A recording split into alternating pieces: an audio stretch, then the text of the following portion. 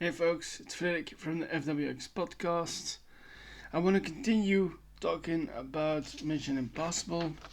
Here's the picture once again of the movies that are now out.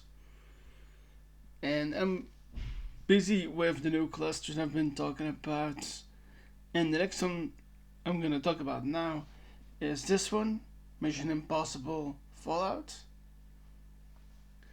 And we're gonna do this in a second. I'm gonna talk about the characters and the story, and I'm also gonna mention the actors because once again, there are some interesting new faces in this franchise that you may have seen in other works or have seen in many other works because there's a few of those in this one, and also the ones that have been in there from either the beginning or the soft reboot that I talked about in Ghost Protocol. So let's start, and I'm gonna give you the disclaimer first. I might flub a word, that tends to happen. I might also swear, and if you've seen the episode on Ghost Protocol, you know that sometimes that also goes in a bit of a tangent in itself. Speaking of tangents, that might also happen. Or also, I might have a weird pause because I'm looking at my screen and I'm reading off the text that I have, which means also that the screen will get brighter and I will get brighter too because of it. And I'm thinking, is there something else I need to give the disclaimer for? Maybe this one too. Some of these works do tend to have themes and stuff happening in them that are. You know what? Never mind. Let's just start the episode right here. So, let's start with episode.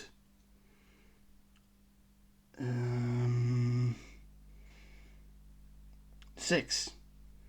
Number 6 of the second cluster in this movie franchise.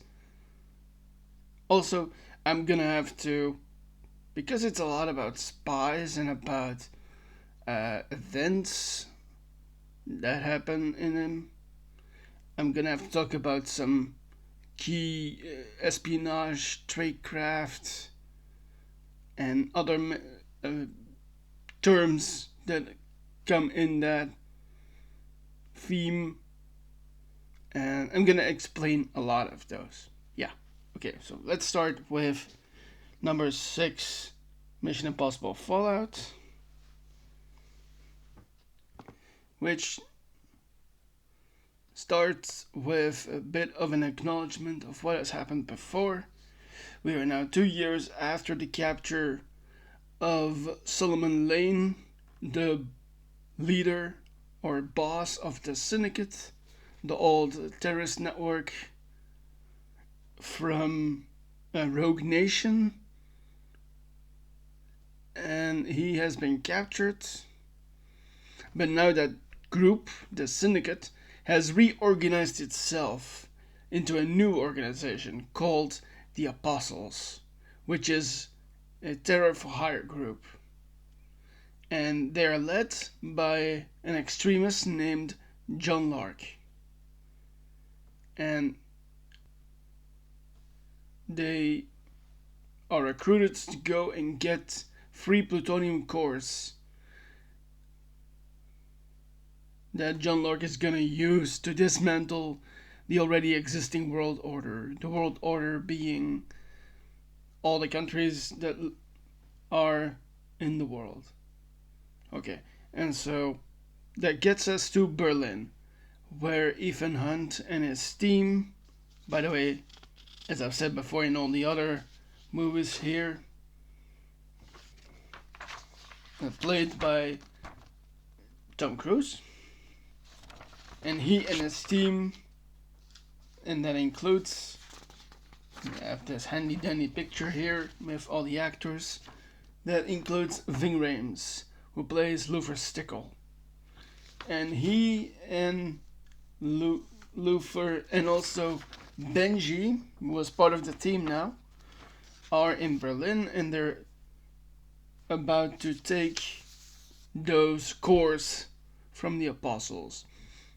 Unfortunately, they're not successful. And the apostles take Luther hostage. And this is a big moment for Ethan because he needs to choose between saving his friend and let the apostles steal the cores, or the other option. And so Ethan chooses to save Luther, allowing the apostles to get the cores.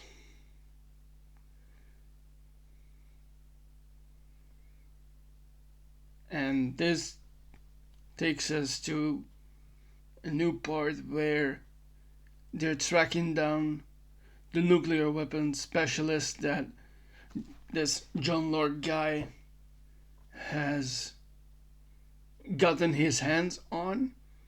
And by the way, this person is known as Niels Delbruck, who is played in this movie by... I got a picture of him here on my cast. This man, Christopher Joner. He plays Niels Delbruck, the nuclear weapons specialist, and they trick him into giving up the schematics for the bombs. And they do this in an interesting way. They fake a news item as they have captured Delbruck, and he's been held in a hospital bed, not a hostage bed. It's not a thing. In a hospital bed, and there's a big ass TV where CNN is on, and in fact, we get a cameo from this guy right here, Wolf Blitzer, who is, by the way, a real life reporter. He really works for the CNN in America. And he says what exactly the supposed plan was of John Locke, in that he destroyed the old world order. He, laid waste to the main religions, for instance, tried to take America down. And there's this whole list of things that he says that all happened. And this scares Delbruck. And they get the guys to interrogate Delbruck so that he does give over those schematics. And then we get a little scene where actually Wolf Blitzer walks into the hospital room, but then also removes the face mask that actually Benji was using, so that Delbruck would give up the information that he had for John Locke. Which is, as I've said before in the other episodes of these movies, the kind of technology that the IMF, the Impossible Missions Force, use to handle themselves and trick people into giving up information. And that leads us to a next scene where a plane has landed, most likely in America, as we see somebody completely new for this franchise now, and that is Erica Sloan. She's the director of the CIA, who has now replaced Alan Hunley, and they both meet each other, as Hunley, as I've said before in a previous episode, is now a secretary for the IMF, and they are played by... and Erica Sloan is played by the incredible Angela Bassett, who you might know from Black Panther, for instance, where she gave, in the second movie, and in the first one too, an Oscar-worthy performance. But then also... I don't have his picture on there. Just a moment, I got him.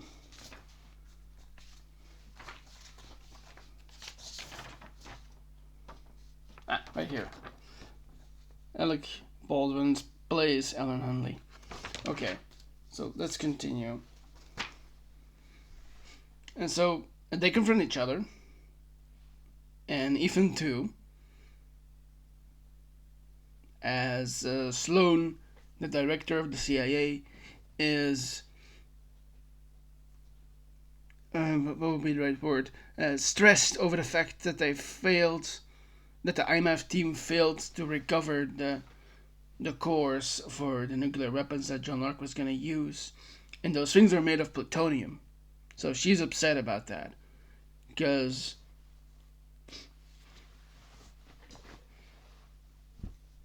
that compromises national security. That's the reason. Yes, and so she has somebody with her too, another big name for this movie, an August Walker, an agent from the CIA, who in this movie is played by the incredible Henry Cavill, who plays an American for once. And he is sent with the team to get those plutonium cores. And they have this little scene where they talk about how they work.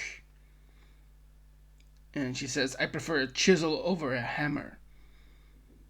And that is very much a intelligence kind of thing, where a chisel chips away in a discreetly and perfectionist way, while a hammer just knocks all over with no discretion.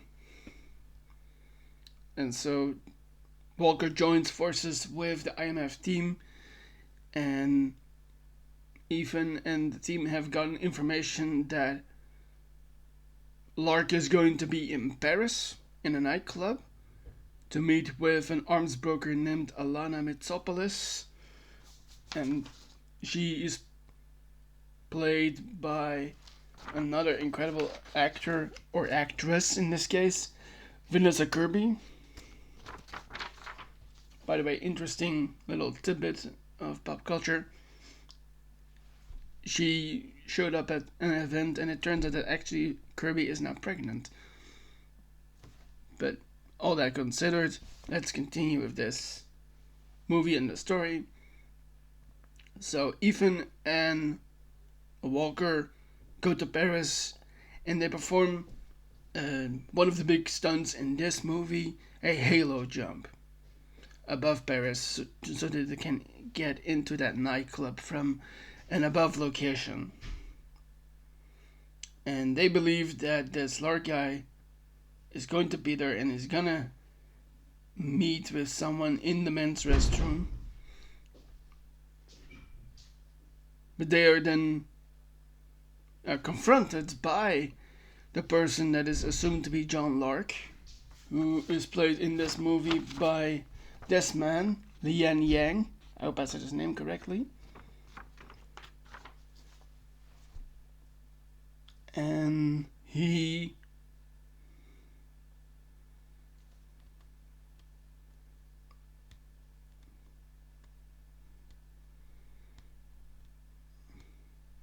so there's this fight between the two of them. Sorry, three of them. It's Walker and Ethan against this guy. But then Ethan is almost killed, and by the way, here we get that funny moment of Henry Cavill as Walker, where he pumps up his arms almost like he's loading it up like a weapon. And they're in a fight. It takes the two of them to take this guy down, to take this Lark character down, until one person that Ethan knows and got close with in the last movie, Ilsa Faust, shows up. Ilsa Faust in this movie once again is played by Rebecca Ferguson, who you will know from Dune and Silo. And she shows up and she kills this guy that supposedly is John Lark. And they have a little bit of a back and forth between the three of them. Faust, Walker, and Ethan. And Ethan assumes that they don't really know what Lark looks like, and so he assumes the guy's identity. And he meets up with Mitsopolis, with Alana, and she gives him one of the plutonium cores that is necessary for the apostles. But first she needs him to do something, and that is go and get someone for her. And it's nobody else but Solomon Lane himself, who has been held by multiple agencies for over 2 years, giving them as much information as he can. And so Ethan needs to go do this. And he meets up with one of the people that is leading the group. And this guy is played, and that is someone that is known to Alana. I believe it's her brother, Zola Mitsopolis, and he's played by a namesake of mine, Frederik Schmidt. Only in his case, he has an extra letter to his name, the C. Anyway, so Ethan makes up a plan, and he and the group of Zola go and attack this police convoy in Paris. And he has a lot of experience, of course, from being an IMF agent, and so he gets Lane out of the convoy, ramming the truck that he is in into the Seine, which is the river in Paris, for those who do not know. Which is an interesting play, because he then protects Lane from both the police and Mitsopolis' mercenaries. And that allows the IMF team to get Lane away, while Ethan is a distraction as he shakes off the police in the streets of Paris. And while this is happening, Ilsa Faust is after Lane, because she's been tasked by MI6 to go and kill him, and she fails. She stands up in a higher place with a rifle, and she tries to kill him, but it doesn't work. She's unsuccessful. And close after this, Ethan and Ilsa meet up, and she explains that indeed MI6 has assigned her to kill Lane so that he can no longer give information by getting interrogated by so many different foreign governments, and also so that she can prove that she's been loyal all this time after having worked as an undercover agent for the syndicate. And she also reveals that she's been ordered to protect Lark.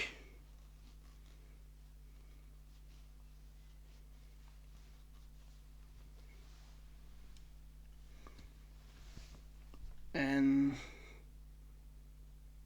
yeah, she explains that she's supposed to defend Lark, but really, and also let Lane escape.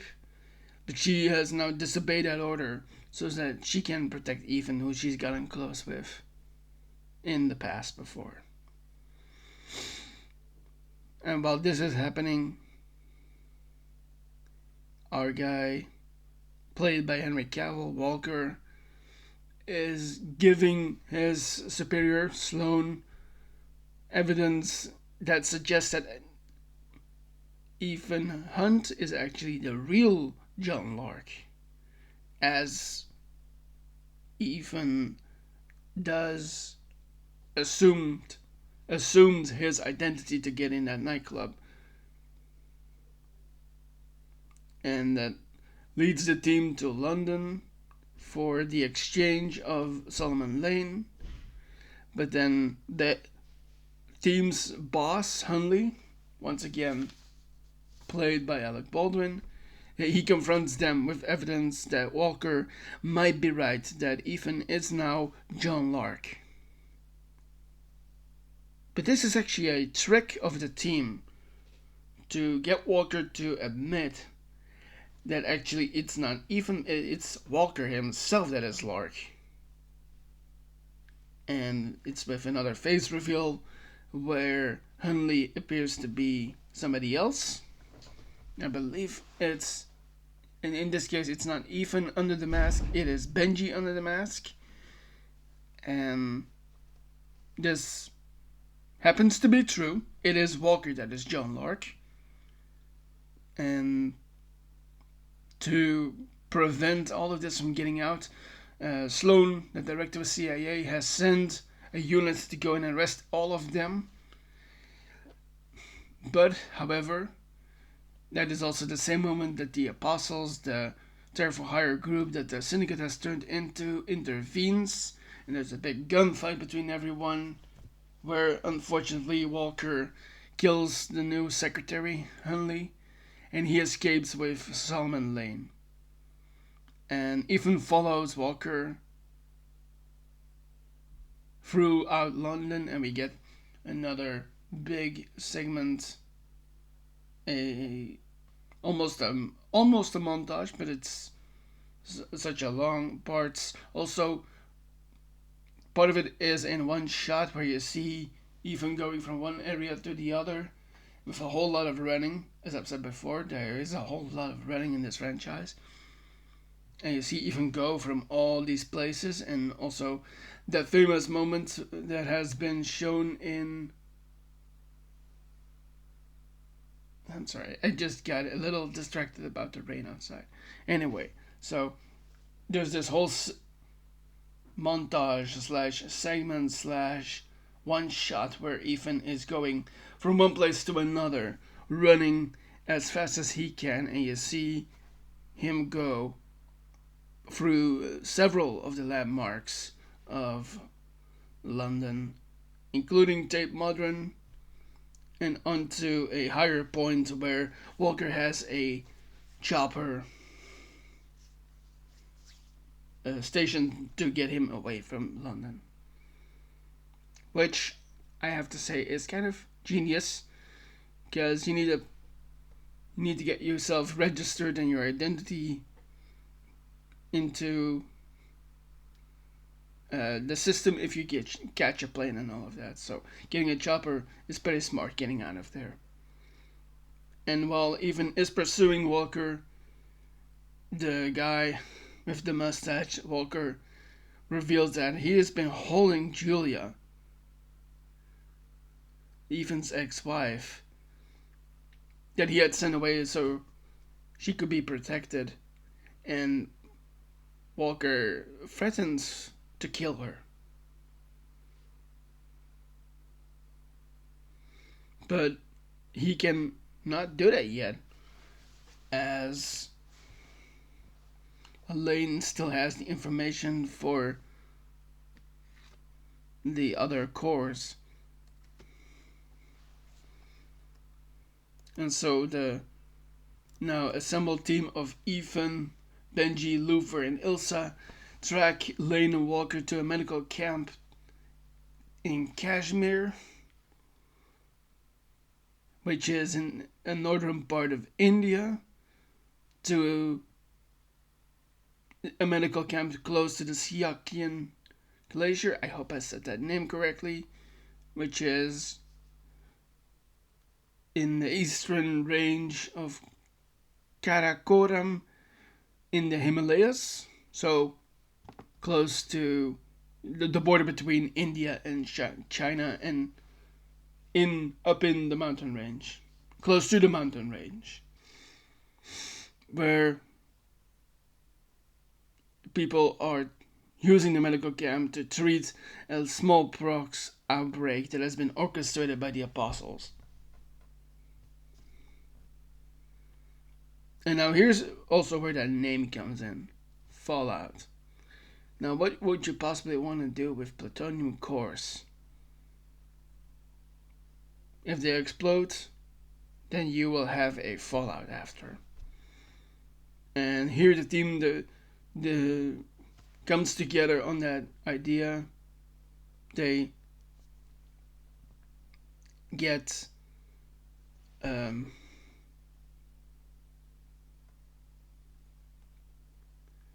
actually, I'm gonna say it as it is on the text. Ilsa, Rebecca Ferguson's character, deduces that Lane wants to irradiate the water supply of the bordering countries of India, Pakistan, and China, which would starve billions of people. And we get a little back and forth between the team, as Benji also explained that these bombs operate as a circuit, meaning that if you defuse one of them, will trigger the others unless you got the detonator disabled. Yeah, so there's a bit of a protocol to disable this bomb. Well, one bomb being a larger bomb. And so Ethan finds that Julia is there at the medical camp, and that she is seeing somebody new, and they're both working there on medical care, as they have been requested by an anonymous donor. And they start to, and this happens as they're looking for where the cord that they have to get is in the vicinity of where they are at the medical camp. And they find one of them. But unfortunately, this triggers a countdown, meaning that the bomb is now armed to go off. And Walker, who is close by, has left with the detonator of the bomb by helicopter. Well, he left Lane around to die, but also to possibly take out anyone that tries to disarm the bomb that is already present in the medical camp.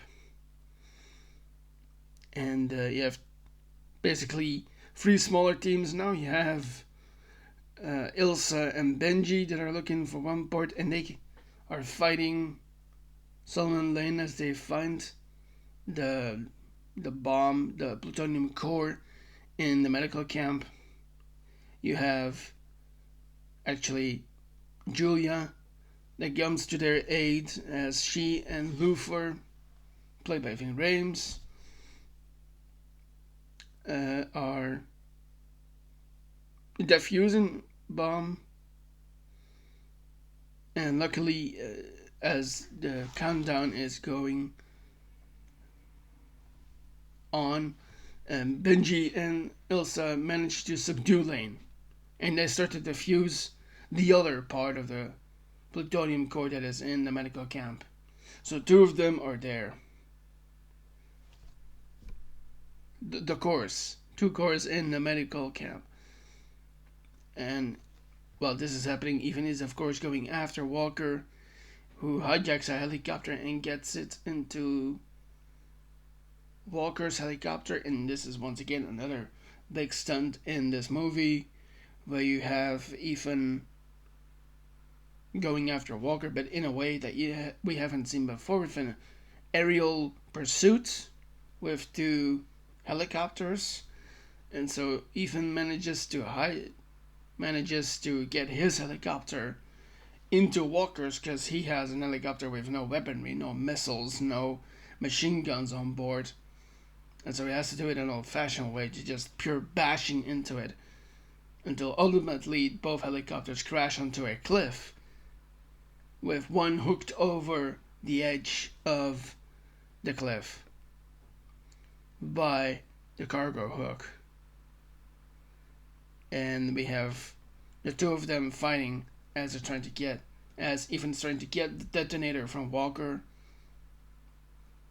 and he is getting up, and he, at the very last second, gets the detonator, and then also releases the hook that was holding the helicopter up to. And he releases the hook that was hooked onto the cliff, and which releases the helicopter off the cliff while Walker was still getting up onto the cliff. And we see, well, we really don't see what exactly happens, but the scene very much indicates that the hook comes loose and hits Walker straight in the face, killing him, of course. And this all comes to known as CIA Director Sloan has gone to this part of the world, to the border between India, China, and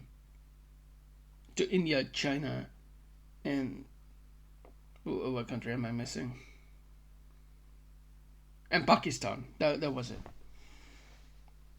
And so she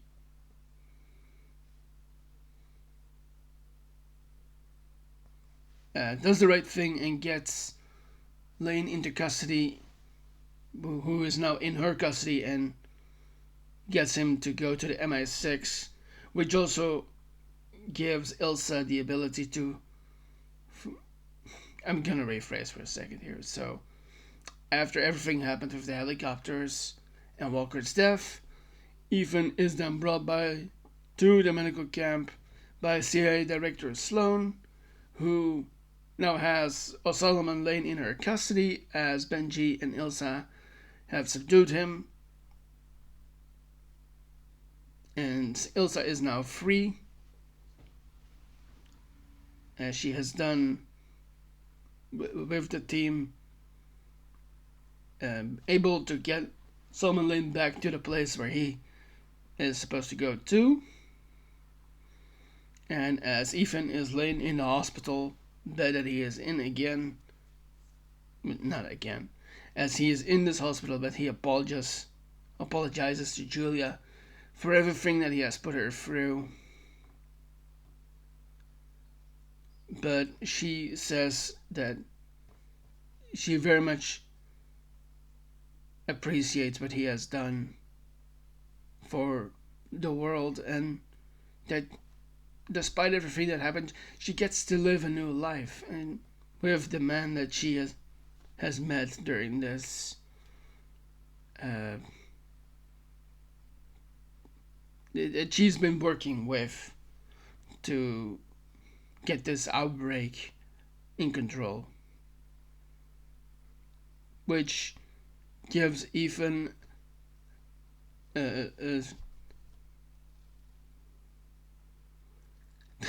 gonna rephrase just once more, as we are at the end of this movie now, and Ethan shares a moment with Ilsa, who he has been getting close to,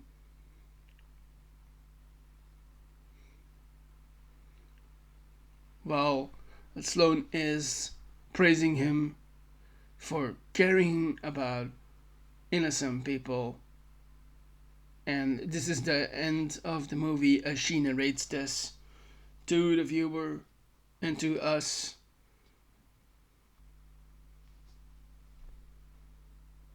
The viewer. I'm repeating myself. But yeah, that is the end of this movie and also the end of this episode. I know I went a little bit off and I got on those things, but as I said at the beginning, that tends to happen. That is part of it. And so I want to thank you for getting through that, for listening to me and watching the episodes. Thank you so much for doing that. You can also like this video and subscribe to the channel. You can also comment if you like. You can give me tips. You can give me some extra information that might help me as I'm working on this podcast. And so I'm gonna end this episode, and I hope to see you in the next one for the next movie, which is Mission Impossible: Dead Reckoning. So, thanks for all of that. See you in the next video.